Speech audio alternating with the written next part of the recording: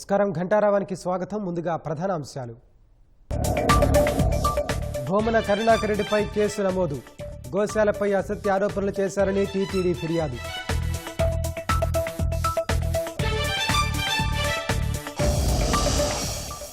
నేడు సిట్ ముందుకు విజయసాయిరెడ్డి. మద్యం కుంభకోణంపై ఏం చెబుతారోనని ఆసక్తి.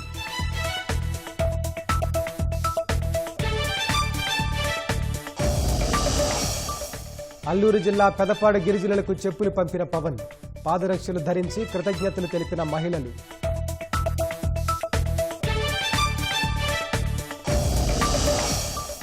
శనివారం మేయర్పై అవిశ్వాసం వేళ వైసీపీకి షాక్. మరో 4 విశాఖ కార్పొరేటర్ల రాజీనామా.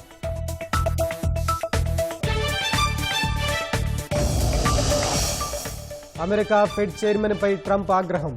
పదవి నుంచి తొలగిస్తానని సంకేతాలు.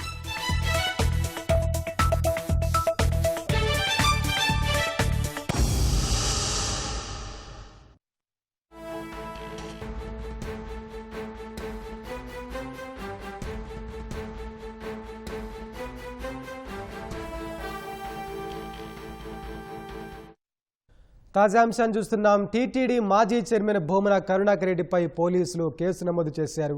దీనికి సంబంధించి మరింత సమాచారం మా ప్రతినిధి నారాయణప్పని అడిగి తెలుసుకుందాం. నారాయణప్ప, చెప్పండి, భూమన కరుణాకర్ రెడ్డిపై పోలీసు కేసుకు సంబంధించిన వివరాలేంటి? వెంకటేష్, టీటీడీ ధర్మకర్తల మండలి మాజీ చైర్మన్ వైకాపా నేత భూమన కరుణాకర్ రెడ్డిపై తిరుపతి ఎస్సీయూ పోలీస్ స్టేషన్ లో కేసు నమోదైంది.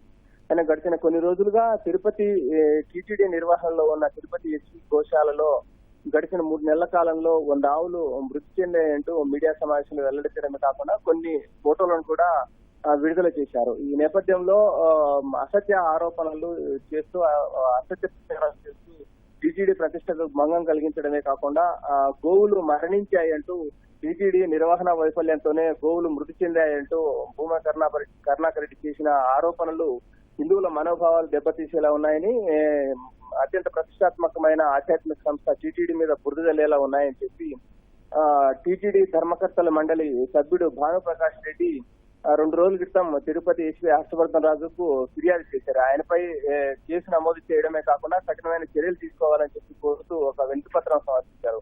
ఈ నేపథ్యంలో తిరుపతి ఎస్పీ హర్షవర్ధన్ రాజు భానుప్రకాష్ రెడ్డి ఎస్పీకి అందజేసిన వినతి పత్రాన్ని ఎస్పీయూ పోలీస్ స్టేషన్ కు బదిలీ చేసి దానిపై పరిశీలించి కేసు నమోదుకు చర్యలు తీసుకోవాలని చెప్పి ఆదేశాలు జారీ చేశారు. దీంతో ఈ తిరుపతి టీటీడీ నిర్వహణలో ఉన్న తిరుపతి ఎస్పీ గోశాల ఎస్పీ పోలీస్ స్టేషన్ పరిధిలోకి రావడంతో ఎస్పీ పోలీస్ స్టేషన్ లోనే భూమన కరుణాకర్ రెడ్డిపై కేసు నమోదు చేశారు. నిన్న రాత్రి కేసు నమోదు చేశారు.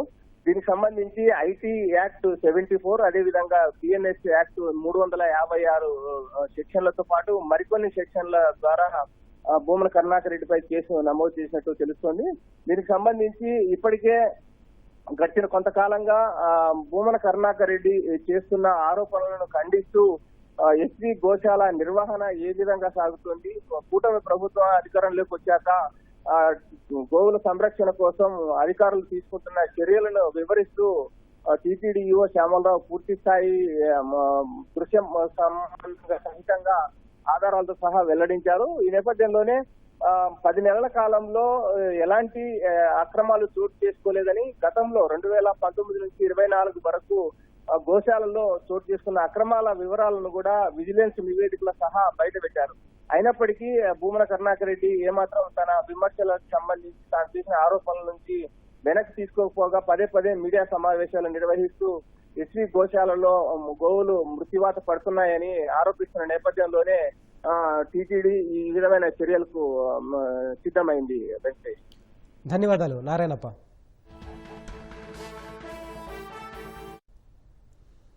జగన్ హయాంలో జరిగిన మద్యం కుంభకోణంపై దర్యాప్తు చేస్తున్న సిట్ విచారణకు వైసీపీ మాజీ నేత విజయసాయిరెడ్డి గైర్హాజరయ్యారు. అనివార్య కారణాల వల్ల గురువారం రాలేకపోతున్నానని, శుక్రవారం విచారణకు హాజరవుతానంటూ సిట్కు సమాచారం ఇచ్చారు. మద్యం కుంభకోణంలో సాక్షిగా ఆయన్ను విచారణకు పిలుస్తూ ఈ నెల 15న సిట్ నోటీసులు ఇచ్చింది. 18న విచారణకు రావాలని పేర్కొనగా తాను 17నే వస్తానంటూ విజయసాయిరెడ్డి తొలుత సమాచారం ఇచ్చారు. చెప్పినట్లు గురువారం హాజరు కాలేదు.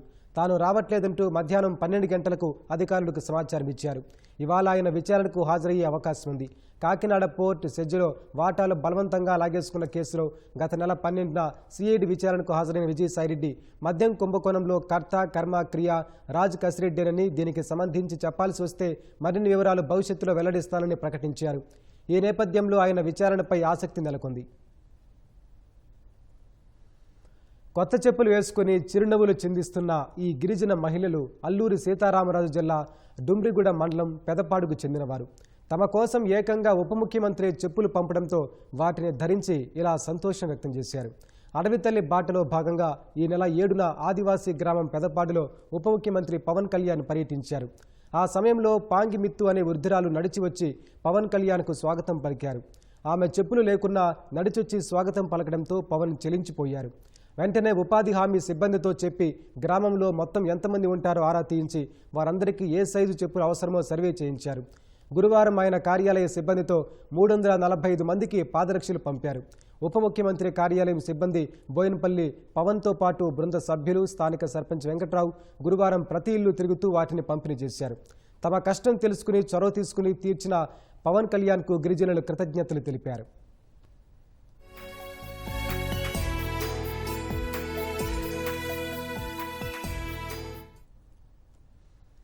టీటీడీ చైర్మన్ బీఆర్ నాయుడు తిరుమలలో ఆకస్మిక తనిఖీలు నిర్వహించారు. భక్తులతో మాట్లాడి శ్రీవారి దర్శన ఏర్పాట్లపై అభిప్రాయాలు అడిగి తెలుసుకున్నారు.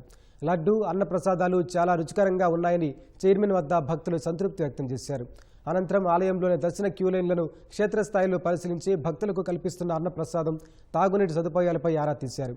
క్యూలైన్లలోని భక్తులతో సేవాభావంతో నడుచుకోవాలని సిబ్బందికి సూచించారు. మేయర్పై అవిశ్వాసం సమీపిస్తున్న వేళ విశాఖలో రాజకీయాలు మారుతున్నాయి. ఇప్పటికే వైసీపీని వీడిన కార్పొరేటర్లకు తోడు మరికొందరు ఆ పార్టీని వీడుతున్నారు. కూటమికి జై కొడుతున్నారు. ఈ క్రమంలో అవిశ్వాసం నెగ్గుతామని కూటమి పార్టీల నేతలు చెబుతుండగా వైసీపీ సంకట స్థితిలో పడింది. విశాఖ మహానగర పాలక సంస్థ మేయర్పై కూటమి ఇచ్చిన అవిశ్వాస తీర్మానంపై రేపు సమావేశం నిర్వహించనున్న వేళ అనూహ్య పరిణామాలు జరిగాయి. ఇప్పటికే వైసీపీ తమ అభ్యర్థుల్ని క్యాంపులకు తరలించింది. అయినా ఆ పార్టీ కార్పొరేటర్లు వైసీపీని వీడుతున్నారు. తాజాగా వైసీపీకి చెందిన 4 కార్పొరేటర్లు ఆ పార్టీని విడిచిపెట్టారు. అందులో 3 మంత్రి నాదెండ్ల మనోహర్ సమక్షంలో ఆ పార్టీలో చేరారు. 74వ డివిజన్ కార్పొరేటర్ తిప్పల వంశీరెడ్డి, 91వ డివిజన్ కార్పొరేటర్ కుంచె జ్యోత్స్న, 92వ డివిజన్ కార్పొరేటర్ బెహరా స్వర్ణలత శివదేవి అనుచరులతో కలిసి జనసేనలో చేరారు. మాజీ మంత్రి అవంతి శ్రీనివాసరావు కుమార్తె జీవీఎంసీ కార్పొరేటర్ ప్రియాంక వైసీపీకి రాజీనామా చేశారు.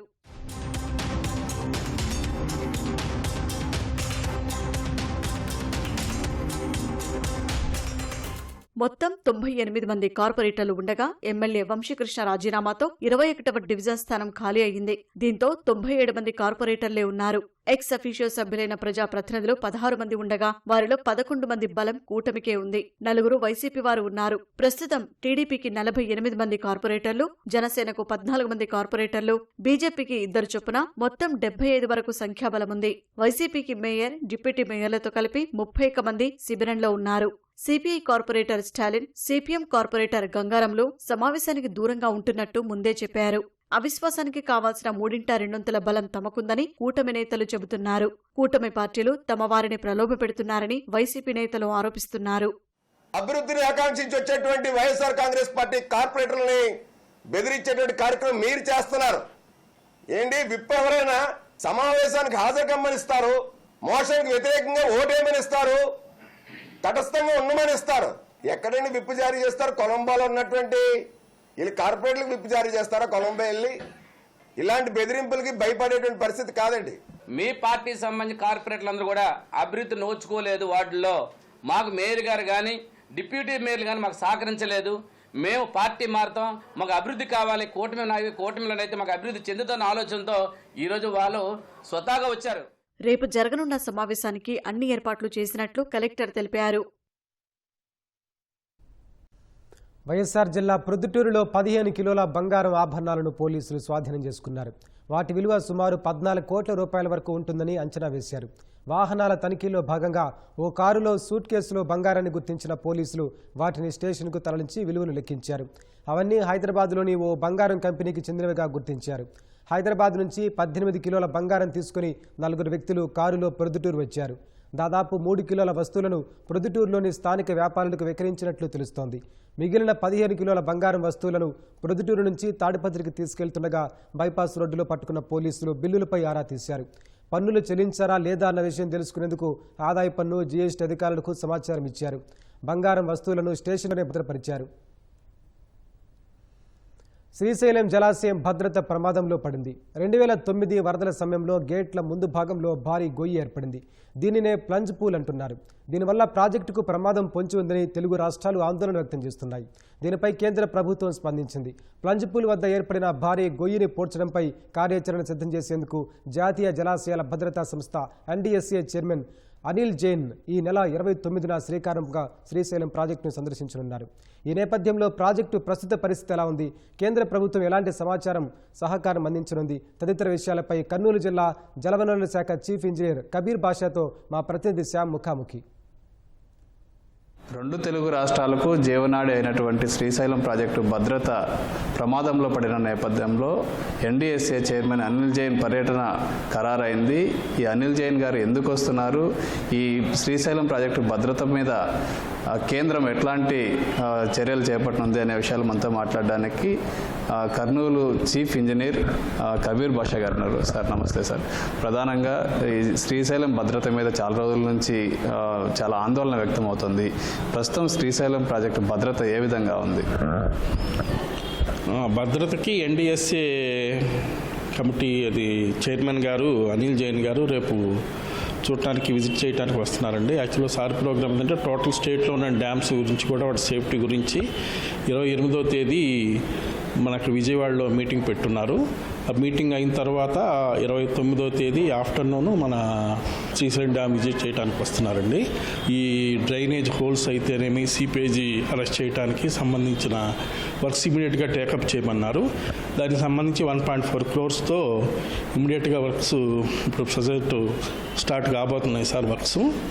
రిమైనింగ్ స్టడీస్ సంబంధించి ఆల్రెడీ గవర్నమెంట్ వారు 14.7 crores ఓన్లీ ప్రిన్సిపల్ స్టడీస్ వరకు ఇచ్చున్నారు. ఆ స్టడీస్లో భాగంగా 3.7 కోట్లకి CPWRS పూణే వాళ్ళకి నామినేషన్ బేసిస్ మీద స్టడీస్ చేయడానికి 3D model studies, mathematics service చేయడానికి ఈ గవర్నమెంట్ వారు కూడా పర్మిషన్ ఇచ్చారు.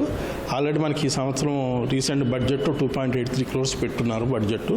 ఈ బడ్జెట్ని తీసుకొనేసి బడ్జెట్ను పెట్టేసి CPWRS త్వరగా వాళ్ళకి ఏంటంటే అడ్వాన్స్గా అమౌంట్ పే చేయాలి. అది అమౌంట్ ఇమీడియట్గా పే చేసి ప్రిన్సిపల్ సంబంధించిన స్టడీస్ టేకప్ చేస్తాము. రీసెంట్గా ఆపరేషన్ మెయింటెనెన్స్ కింద సుమారు 4 కోట్ల ప్రపోజల్ పంపించడం జరిగింది. ఆ ప్రపోజల్ కూడా ఇమీడియట్గా అప్రూవల్ అయితే మనకి నెక్స్ట్ ఫ్లడ్ సీజన్కి సంబంధించి గేట్స్ రిపేర్స్ అయితేనేమి, మెకానికల్ కాంపోనెంట్స్, ఇన్స్ట్రుమెంటేషను, వీటికి సంబంధించిన పనులన్నీ కూడా ఇమీడియట్గా టేకప్ చేస్తాము.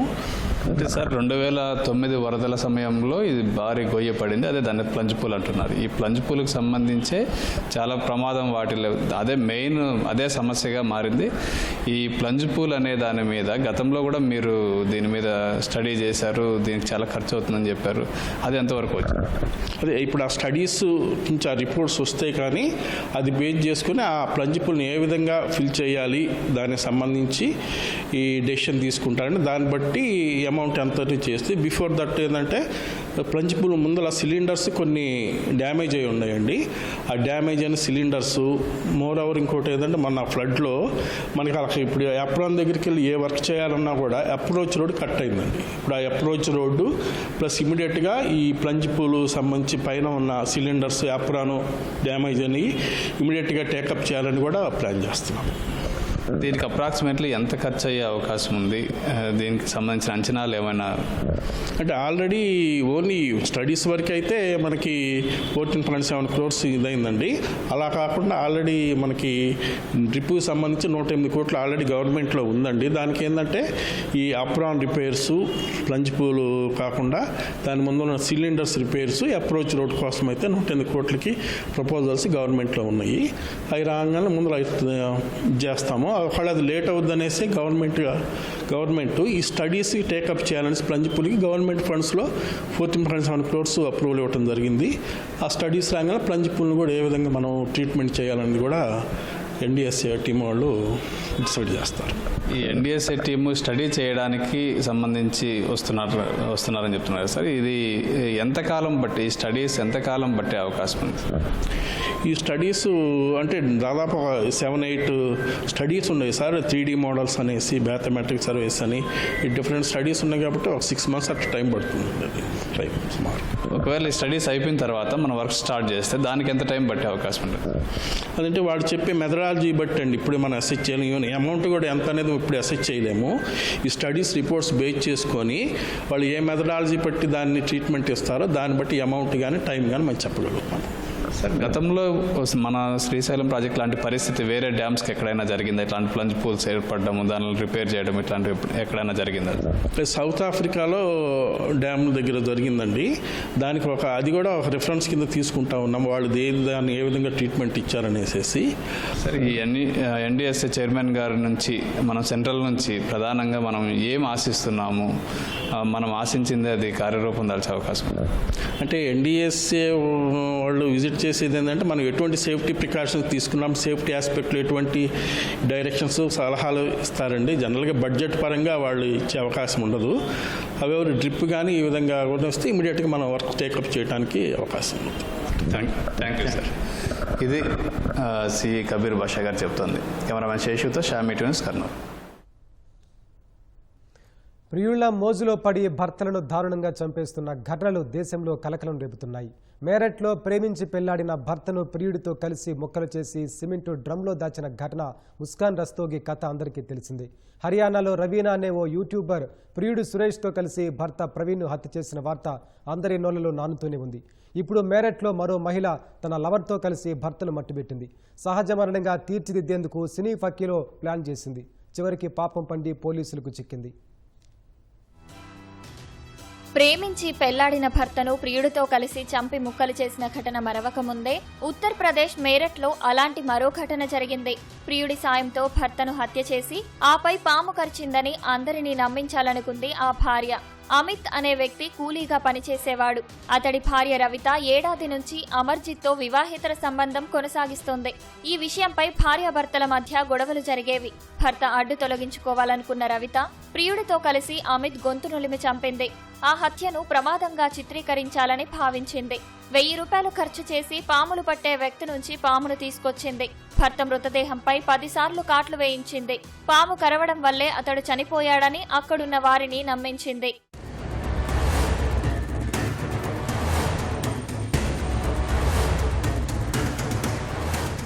అమిత్ మృతి సమాచారం అందుకున్న పోలీసులు ఘటనా స్థలానికి వెళ్లారు. మృతదేహాన్ని పోస్టుమార్టానికి తరలించారు. అయితే అతడు పాము కాటు వల్ల చనిపోలేదని, గొంతు నులిమేయడం వల్ల ప్రాణాలు కోల్పోయినట్లు రిపోర్టులో వెల్లడైంది. భార్యపై అనుమానం వచ్చిన పోలీసులు తమదైన శైలిలో విచారించగా ఆమె నేరాన్ని అంగీకరించింది. ప్రియుడి సాయంతోనే ఇదంతా చేసినట్లు తెలిపింది. కొన్ని రోజుల క్రితం మర్చెంట్ నేవీ అధికారి సౌరభ్ రాజ్పుత్ను అతడి భార్య ముస్కాన్ రస్తోగి ప్రియుడితో కలిసి దారుణంగా హత్య చేసింది. అతడి మృతదేహాన్ని సిమెంట్ డ్రమ్ములో దాచింది. హర్యానాలోనూ ప్రియుడు సురేష్ మోజులో పడి భర్త ప్రవీణ్ను రవీనా అనే మహిళా యూట్యూబర్ ఇలాగే గొంతు నులిమి చంపింది. అందరూ నిద్రలోకి జారుకున్న తర్వాత భర్త మృతదేహాన్ని ప్రియుడితో కలిసి బైక్పై తీసుకెళ్లి 6 కిలోమీటర్ల దూరంలో ఉన్న ఓ కాలువ వద్ద పడేసింది.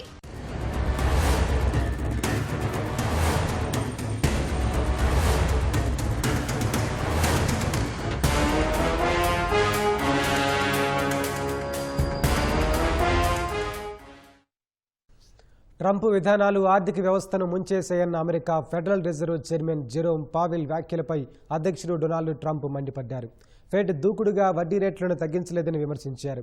కేంద్ర బ్యాంకు చైర్మన్ తొలగింపు ఇప్పుడే ఉండదన్న ట్రంప్ పావెల్ను పదవి నుంచి తొలగిస్తామని సంకేతాలు ఇచ్చారు. పావెల్ పదవీ కాలం వచ్చే ఏడాది వరకు ఉంది. టారిఫ్ల వల్ల చమురు, కిరాణా సామగ్రి ధరలు తగ్గడమే కాకుండా అమెరికా ధనిక దేశం అవుతోందని సామాజిక మాధ్యమాల్లో ట్రంప్ పోస్టు చేశారు. యూరోపియన్ సెంట్రల్ బ్యాంకు మాదిరిగా ఎప్పుడో వడ్డీ రేట్లను తగ్గించాల్సిందని పేర్కొన్నారు. ఇప్పుడైనా వాటిని ఖచ్చితంగా తగ్గించాలని ట్రంప్ సూచించారు.